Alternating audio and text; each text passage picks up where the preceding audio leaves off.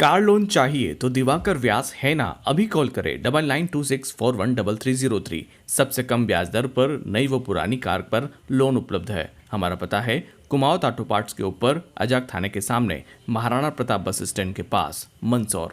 मंदसौर शहर की सुंदरता पर अवैध होर्डिंग एक बदनुमा दाग बनकर खड़े हैं। कुछ होर्डिंग वैध है तो कुछ अवैध है, लेकिन जो वैध और अवैध है उसकी जानकारी नगरपालिका को नहीं है। होर्डिंग का ठेका भी इस वित्तीय वर्ष में नहीं हुआ है, जबकि इस वित्तीय वर्ष को खत्म होने में 2 माह ही बचा है, लेकिन नगरपालिका के अधिकारी को इससे कोई मतलब नहीं। शासन को लाखों रुपए का नुकसान हो रहा है, लेकिन नगरपालिका के अधिकारी कर्मचारी आंख मूंद कर बैठे हैं। कई होर्डिंग जर्जर हो गए हैं, जिससे कभी भी बड़ा हादसा हो सकता है, लेकिन जिम्मेदारों को इससे कोई सरोकार नहीं। होर्डिंग लगे हुए हैं, अवैध रूप से लगे, इनकी कोई परमिशन नहीं है नगरपालिका से, क्या कह रहे हैं?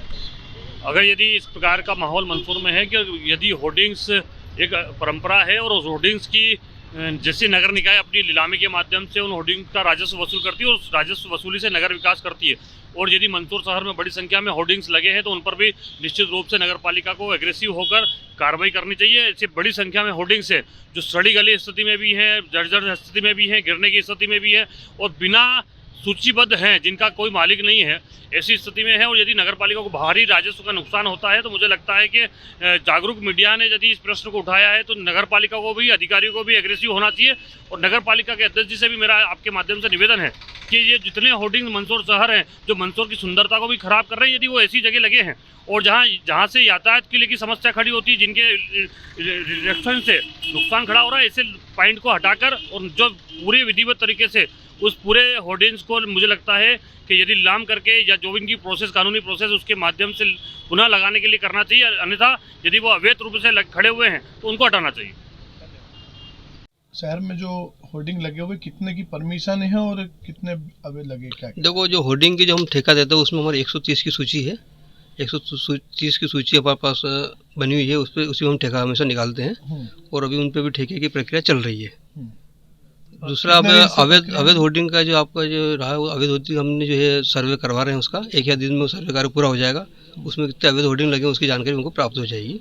उसके ऊपर जो अवैध होर्डिंग वाले भी हम अलग से प्रत्यक्ष कार्रवाई करेंगे। कब से ठेका प्रक्रिया नहीं हुई सर इनकी? ये अभी वित्तीय वर्ष में अभी ठेका नहीं हो पाया है, इसको PIC में प्रकरण रख के उसका निराकरण करा रहे हैं। लगभग कितना समय हो गया?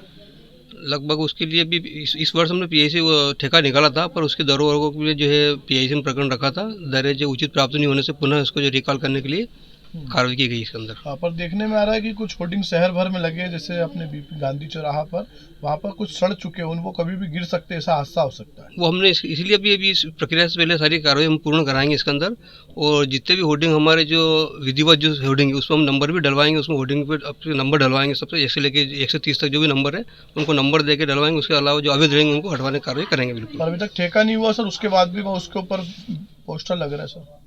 ये ठेके की प्रक्रिया चल रही है, हम उसमें PIC हमारा निर्णय लेगी उसके अंदर जो भी है, उसके बाद उस पर कार्रवाई करेंगे। Thank you.